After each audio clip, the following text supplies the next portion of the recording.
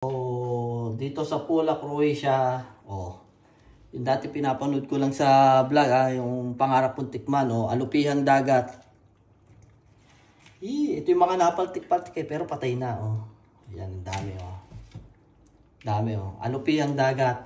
So, masarap to, Talagang sipod dito pa, nagalaw-galaw pa.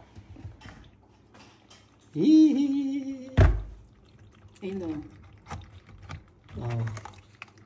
Yeah, fresh na fresh. Fresh na fresh.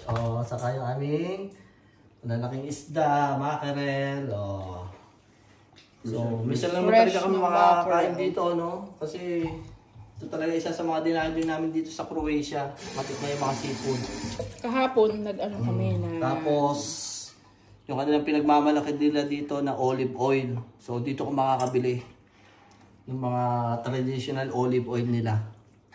Yan ang gagamitin namin. Ilan yan? Magkano yan?